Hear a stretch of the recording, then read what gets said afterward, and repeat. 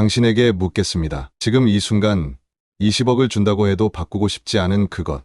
과연 무엇입니까? 혹시 떠오르시나요? 사람들은 말합니다. 돈이면 다 된다. 돈 많으면 걱정 없지. 20억이면 인생 바꾸고도 남지. 하지만 놀라운 건 막상 20억을 준다고 해도 절대 바꾸지 않으려는 게 있다는 사실입니다. 그리고 그게 무엇인지 아십니까? 바로 익숙한 불행입니다. 익숙한 불행이요? 그렇습니다. 사람들은 지금 자신이 불편하고 고통스럽고 손해보고 있다는 걸 알면서도 절대 바꾸지 않습니다. 왜냐고요? 익숙하기 때문입니다. 그리고 무섭기 때문입니다. 지금 당신이 참고 있는 인간관계, 당신이 묻어두고 있는 습관, 몸에 나쁘다는 걸 알면서도 끊지 못하는 식습관, 음주, 흡연, 매일 아침 눈 뜨자마자 켜는 뉴스, 유튜브, 쇼츠. 당신도 이미 알고 있습니다. 이게 나한테 도움이 안 된다는 걸. 지금 이 상태로는 오래 못 간다는 걸. 그런데도 왜 안 바꾸냐고요? 무서우니까요. 익숙한 걸 떠나는 게 너무 두렵기 때문입니다. 그 두려움이 심지어 20억보다 더 강합니다. 실제 실험이 있습니다. 심리학자들이 환자들에게 이대로 살면 2년 내에 죽을 수도 있다고 경고했습니다. 그리고 식단, 운동, 수면 습관을 바꾸면 살 수 있다고 말했죠. 그 결과 어떻게 됐을까요? 90%가 아무것도 바꾸지 않았습니다. 죽음이라는 공포도 변화를 선택하게 만들지 못한 겁니다. 그리고 그들이 끝내 한 말이 있습니다. 이게 나니까요. 나는 원래 이런 사람이에요. 지금까지 이렇게 살아왔으니까요. 이 말들 낯설지 않으시죠? 혹시 지금 당신 머릿속에도 이런 변명들이 맴돌고 있지는 않습니까? 지금부터 아주 현실적인 예를 하나 드리겠습니다. 한 58세 남성 이야기입니다. 직장 생활 30년. 딱히 대박난 인생은 아니지만 열심히 살았고 자식 둘 잘 키웠고 집도 장만했으며 퇴직금도 적당히 챙겼습니다. 겉보기엔 평범하고 안정된 인생이죠. 그런데 말입니다. 이분이 퇴직 후에 완전히 무너졌습니다. 왜냐고요?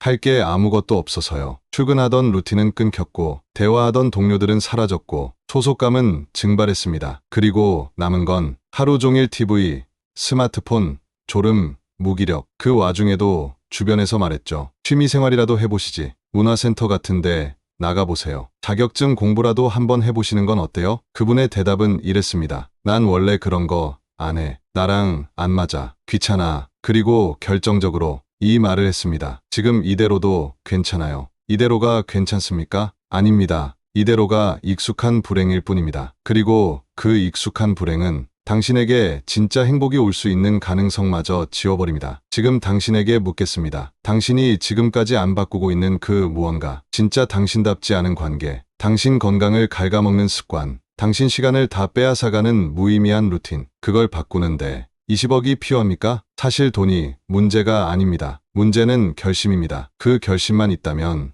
당신은 20억보다 더 값진 걸 얻을 수 있습니다. 지금부터 말씀드릴 것은 실제로 익숙한 불행을 끊고 인생을 뒤집은 사람들의 이야기입니다. 그들은 어떤 선택을 했고 어떤 걸 버렸으며 어떤 삶을 되찾았는지 몰입감 있게 이어서 보여드리겠습니다. 서울 강북에 사시는 이정배 가명 씨 이야기입니다. 62세 은행 퇴직 후 3년차 퇴직금은 2억 원, 연금은 월 160만 원. 겉보기엔 흔한 중산층 노후였습니다. 하지만 실상은 달랐습니다. 퇴직 1년 후 체중 9kg 증가, 혈압 상승, 당 수치 경고, 하루 종일 소파와 TV가 일상, 친구 연락은 점점 줄어들고 와이프와 대화도 줄어들고 자식들은 각자 바빠 나중에요만 되풀이. 문제는 이분이 스스로 느끼지 못했다는 점입니다. 나 아직 괜찮은데? 내가 뭘 잘못하고 있나? 그래도 나는 망가지진 않았잖아? 맞습니다. 망가진 게 아닙니다. 조용히 침몰 중이었던 겁니다. 천천히,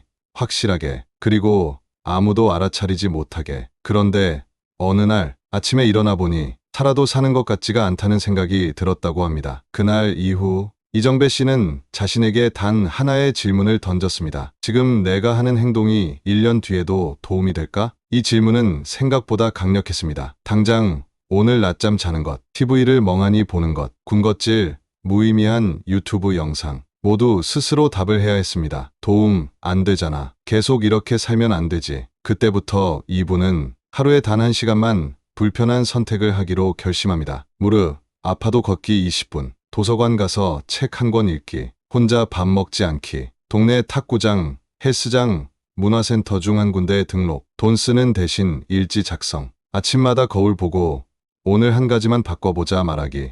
이 작은 실천이 불과 3개월 만에 사람을 바꿨습니다. 체중 줄고, 혈압 정상화, 마을 모임에서 봉사도 시작했고, 살아있다는 감각이 돌아왔습니다. 그리고 이분은 인터뷰에서 이렇게 말했습니다. 지금 내 삶을 돈 주고 사겠다는 사람이 있다면 20억은 줘야 됩니다. 근데 나는 이 삶 안 팝니다. 자, 이게 진짜 20억을 줘도 안 바꾸는 진실입니다. 사람들이 왜 이 말을 하는지 아시겠습니까? 고통스럽지만 익숙한 상태를 벗어나서 진짜 자기 인생을 되찾았기 때문입니다. 그 사람에겐 유튜브 알고리즘이 더 이상 인생을 지배하지 않습니다. 자식의 연락 한 통에 하루 기분이 좌우되지 않습니다. 몸 하나 움직일 때마다 살아있다는 확신이 생깁니다. 이게 진짜입니다. 당신도 할 수 있습니다. 지금부터는 익숙한 불행이 어떻게 사람의 삶을 무너뜨리는지, 그게 정확히 어떤 방식으로 건강, 관계, 시간, 돈, 정신력까지 하나씩 조용히 갉아먹는지에 대해 현실적으로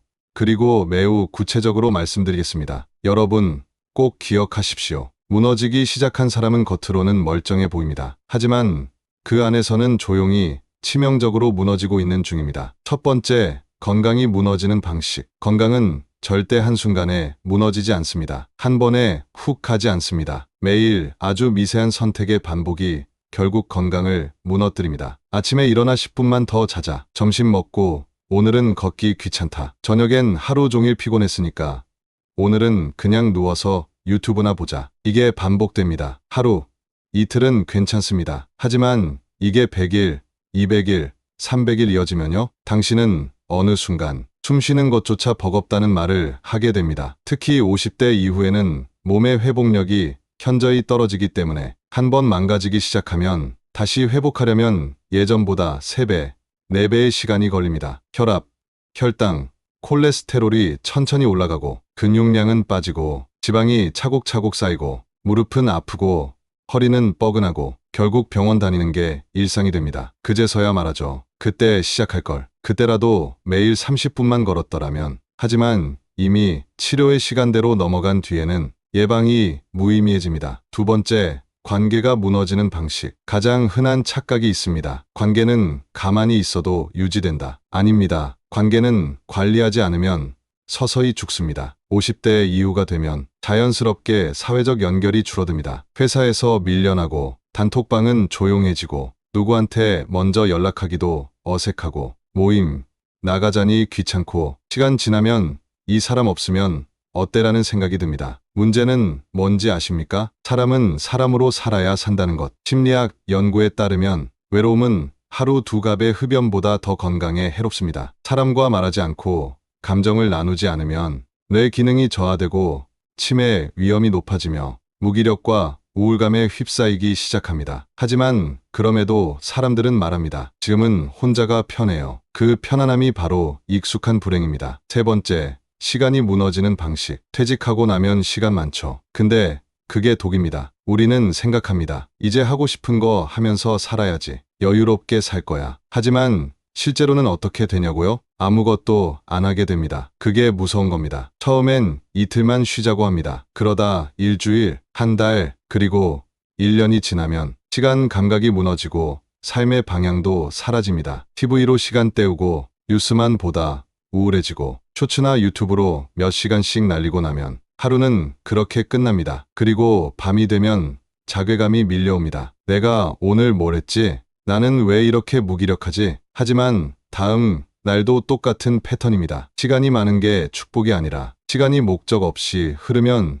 재앙이 된다는 걸 깨달아야 합니다. 네 번째, 돈이 무너지는 방식. 은퇴하면 돈이 안 나간다고요? 천만에요. 더 새어나갑니다. 우선 무계획 소비가 시작됩니다. 홈쇼핑, 온라인 쇼핑, 기분 전환 삼아 하는 외식, 자식들한테 한 번만 하는 지원. 이런 식으로 새는 돈이 월 50만 원만 돼도 1년에 600만 원, 10년이면 6천만 원입니다. 게다가 자신이 정확히 어디에 돈을 쓰는지도 모르는 경우가 태반입니다. 그리고 정작 필요한 지출에는 돈을 못 씁니다.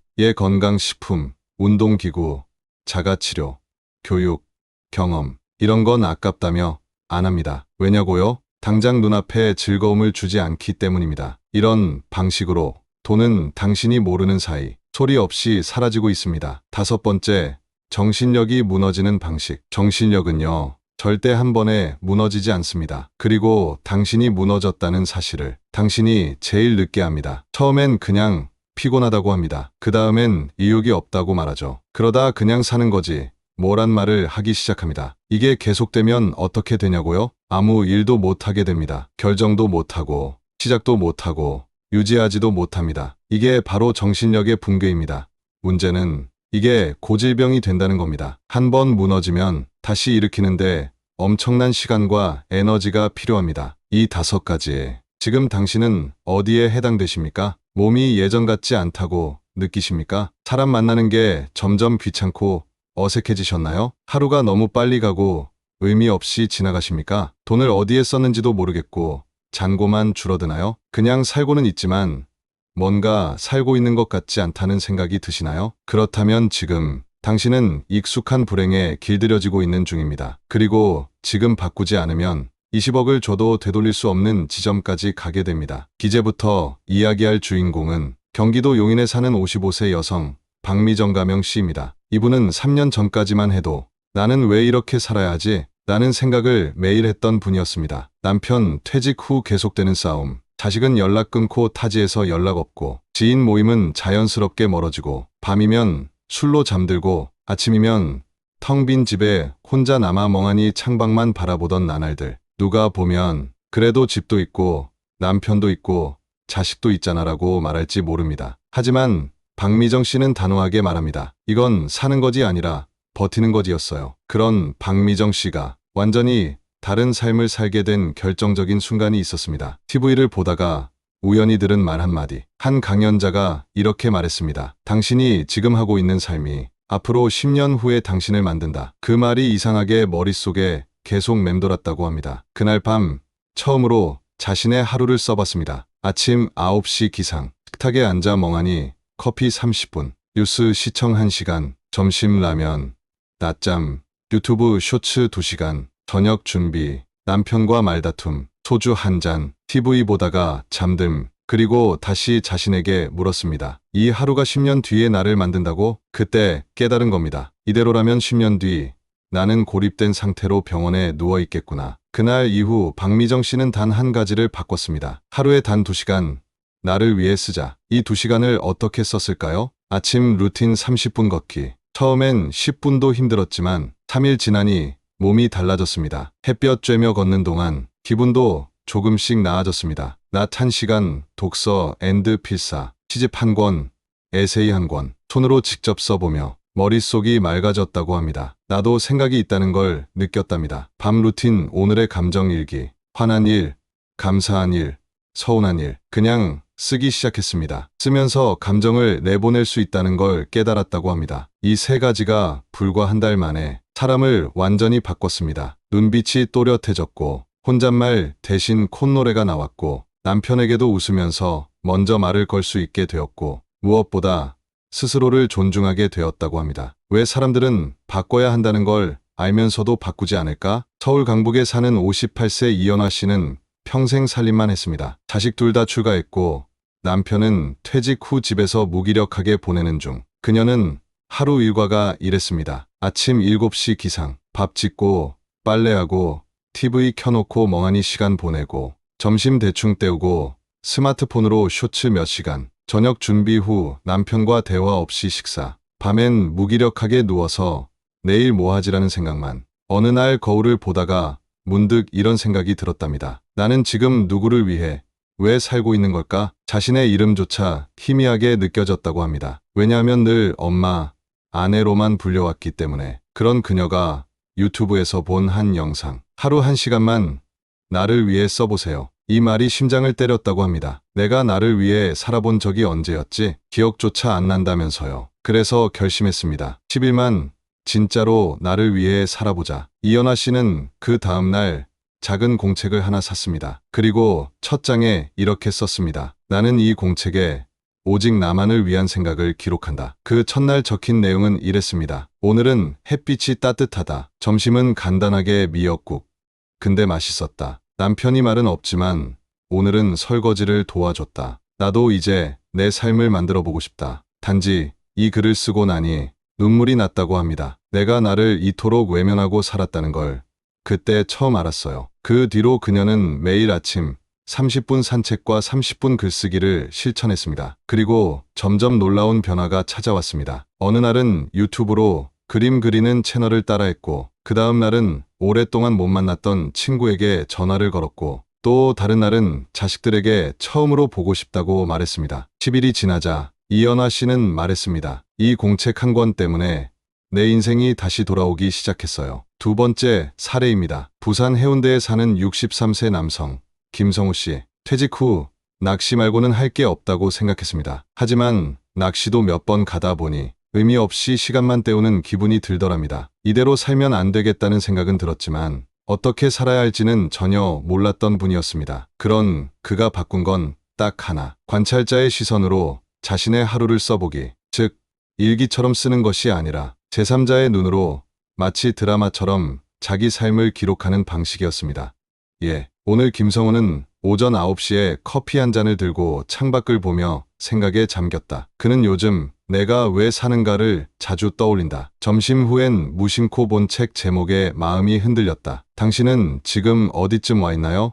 그 말이 자꾸 맴돌았다. 그는 이 글을 매일 10분씩 썼고 어느 날 이런 문장을 남겼습니다. 김성우는 더 이상 기다리지 않기로 했다. 그는 남은 인생을 진짜 나를 알아가는 시간으로 쓰기로 했다. 이게 자신에게 건 최초의 선언문이었다고 합니다. 그리고 지금 그는 주 3회 복지관에서 기타를 배우고 그날 배운 곡을 녹음해서 손주들에게 보내고 있습니다. 손주들이 답장을 보내죠. 할아버지, 나도 배우고 싶어. 그는 말합니다. 내가 살고 있다는 걸 요즘은 매일 느껴요. 그전엔 그냥 지나가던 시간, 지금은 새겨지는 시간이죠. 이 두 분의 공통점이 뭘까요? 바로 익숙한 불행을 의심하고 작은 행동 하나부터 바꿨다는 것. 그게 전부입니다. 그리고 그걸 꾸준히 하니 10일 후에는 익숙한 기쁨이 찾아왔습니다. 이 질문에 대한 답은 사실 한 줄로도 말할 수 있습니다. 익숙함이 변화를 이긴다. 이게 전부입니다. 하지만 지금부터 드릴 이야기는 이 단순한 문장이 당신의 삶에서 얼마나 무섭고 치명적인 결과로 이어지는지를 보여드리는 아주 현실적이고 충격적인 이야기입니다. 서울 구로에 사는 61세 남성 박호성 씨는 30년 동안 버스 운전사로 근무했습니다. 성실했습니다. 정시 출근, 정시 퇴근, 가정엔 충실하고 술, 담배도 거의 안 하던 사람. 하지만 문제는 은퇴 후 6개월이었습니다. 퇴직 후 아침에 눈을 떠도 어디 갈 데가 없었습니다. 운동? 안 해봤습니다. 여가? 해본 적 없습니다. 친구? 대부분 현역으로 일하거나 연락 끊긴 지 오래. 결국 뭐 하게 됐을까요? TV, 스마트폰, 낮잠, 혼밥, 말 없는 저녁. 하루가 그렇게 흘렀습니다. 그리고 하루, 이틀, 일주일, 한 달. 갑자기 어느 날 가슴이 답답하고 숨이 가빠 병원에 갔더니 우울증 초기 진단을 받았습니다. 그는 말했습니다. 왜 이렇게 된 걸까요? 나는 나름대로 바꿔보려고 했는데. 그래서 병원 상담사는 이렇게 물었습니다. 정확히 뭘 바꾸셨습니까? 그는 잠시 생각하다 말했습니다. TV 대신 다큐멘터리 봤고요. 가끔 쇼핑도 나갔고요. 이런저런 유튜브도 봤어요. 이게 핵심입니다. 진짜 바꾸지 않은 겁니다. 행동은 바꾸지 않고 포장만 달리한 것. 이걸로는 절대 삶이 바뀌지 않습니다. 왜냐하면 뇌는 변화를 시도하는 순간에 가장 큰 저항을 보이기 때문입니다. 하버드 대학교 연구 결과에 따르면 사람은 본능적으로 익숙한 것에 안전함을 느끼고 익숙하지 않은 것에 위협을 느끼도록 설계되어 있습니다. 즉, TV를 끄고 책을 집어드는 행위는 뇌에게는 위험입니다. 산책을 나가고 모르는 사람과 눈을 마주치는 것도 불안하고 꺼림칙하고 피하고 싶어집니다. 이게 뇌가 당신에게 보내는 메시지입니다. 야, 그거 하지 마. 위험해. 그래서 대부분의 사람들은 변화를 시도하기 전에 이미 마음속에서 포기합니다. 나는 원래 이런 사람이야. 나이 들었는데 지금 뭘 바꾼다고. 괜히 했다가 더 불편해질지도 몰라. 지금도 그렇게 나쁘진 않잖아. 이 말들 속에 숨어 있는 건 논리가 아니라 두려움입니다. 그 두려움이 당신 삶의 핸들을 잡고 있는 상태. 그게 바로 지금 20억을 준다 해도 당신이 바꾸지 못하는 진실입니다. 하지만 진짜 인생을 바꾸는 사람들은 어떻게 했을까요? 그들은 결심하지 않았습니다. 대신 작은 반복에 몰입했습니다. 결심은 순간입니다. 그러나 변화는 습관의 힘에서 나옵니다. 예를 들어 이런 사람들 말입니다. 매일 아침 10분 일기를 쓴 사람, 주 2회 도서관을 나간 사람, 하루 한 끼만 진짜 음식을 요리해서 먹은 사람, 유튜브 끊는 대신 라디오로 바꾼 사람, 은행 대기 시간에 책 5쪽을 필사한 사람. 이들은 어느 순간 말합니다. 예전으로 절대 못 돌아갑니다. 지금 이게 저한테는 100억짜리 루틴이에요. 이 시간, 이 감정, 이 에너지 돈으로 못 삽니다.